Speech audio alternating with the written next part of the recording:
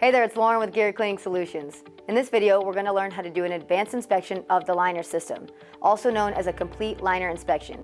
This inspection includes two parts, the thermal liner and the moisture barrier of the coat. The thermal liner is the layer that provides the thermal protection you need, and the moisture barrier is the layer that provides the chemical and moisture protection for your gear. First, determine if the liner system is clean.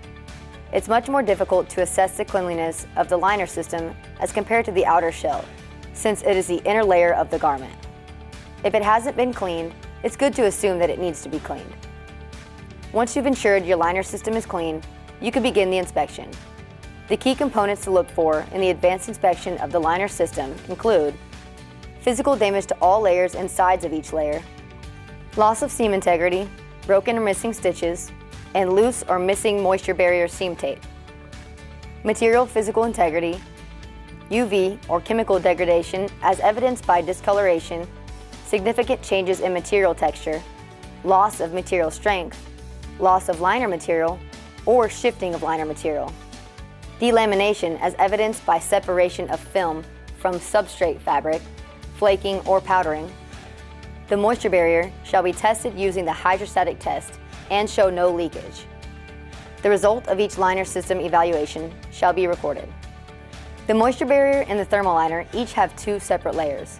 The moisture barrier is constructed of a substrate layer that is laminated to a moisture barrier layer, and the thermal liner is constructed of a face cloth layer and a batting layer. First, we'll start with the substrate layer of the moisture barrier and the face cloth of the thermal liner. Once we finish with that, we'll turn the liner inside out and inspect the moisture barrier layer and the batting layer of the thermal liner. Place the liner system flat to where the entire front is visible. You'll start on one sleeve, work your way up, down the front of the jacket, and then down the other sleeve. Then we'll flip it over and do the same thing on the other side. Let's start by checking the areas where the seams come together and integrate into the cuffs of the outer shell. Check the liner attachment hardware. Make sure the snaps are not corroded or bent, and make sure they're attached securely. Also, check their functionality by snapping them onto the outer shell. Check each individual snap. Next, work your way up the sleeve. Look for any discoloration and check the consistency of the batting. The face cloth is going to look a lot like a quilt. It has a bunch of fisheye patterns sewn in, which is what keeps your batting from shifting. Check the overall condition of the material on both sides of each layer. This is the batting of the thermal liner. Make sure that it's consistent and that the material isn't balled up. You also want to check for any thinning or damaged areas of the batting material. Keep working your way up, making sure the seams are good in the high wear areas. Those are the areas that rub together a lot, causing the batting material to ball up. The material will eventually start thinning, which would be a good time to get that area fixed or replaced. Work your way over to the major seam areas. Make sure all the stitching is intact around the binding tape. The binding tape locks together thermal liner into the moisture barrier. The binding tape is what sews the two layers together at the edges of the liner system. Check the overall condition of the fabric. Make sure there's no thinning or shifting. Check that the liner attachment systems are all present and intact. Then we'll check the overall look of the face cloth. Look for discoloration. Also, check all of the stitching for fraying or any breaks in the pattern.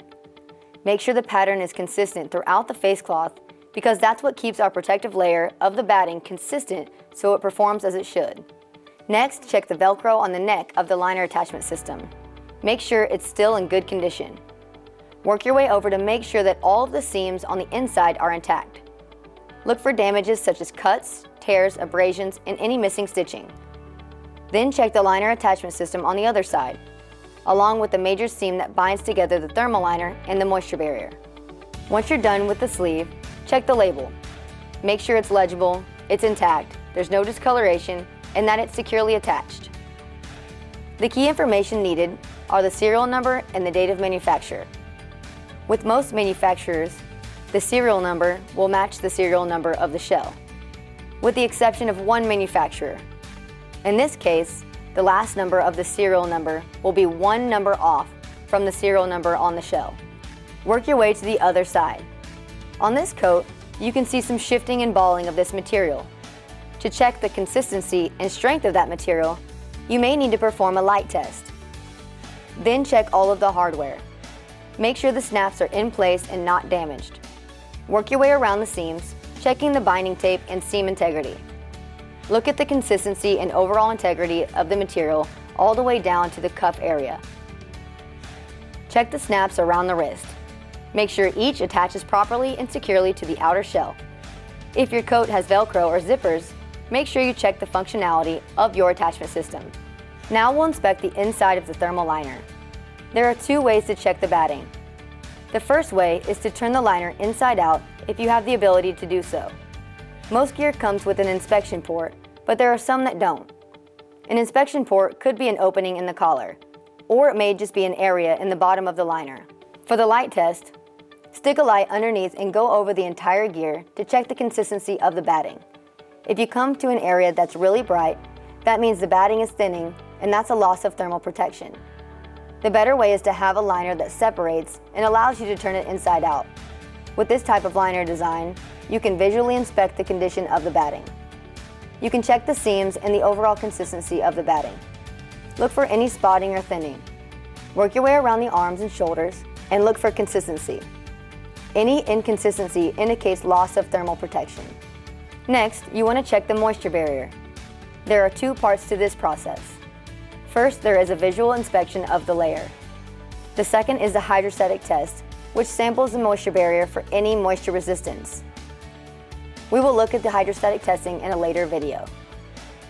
In checking the overall condition of the moisture barrier, look carefully at every seam to ensure it has seam tape that covers the entire seam. The moisture protection is compromised if any seam tape is damaged or missing. Any areas where you see discoloration, you'll need to perform the hydrostatic test to determine the integrity of the material. Once you've completed the inspection, go over the checklist one more time to make sure you've covered the complete liner system. Look for physical damage to all layers and sides of each layer, loss of seam integrity, broken or missing stitches, and loose or missing moisture barrier seam tape, material physical integrity, UV or chemical degradation as evidenced by discoloration, significant changes in material texture, loss of material strength, loss of liner material, or shifting of liner material. Delamination as evidenced by separation of film from substrate fabric, flaking, or powdering. The moisture barrier shall be tested using the hydrostatic test and show no leakage. The result of each water penetration barrier evaluation shall be recorded. And that completes the advanced inspection of the liner system of the coat.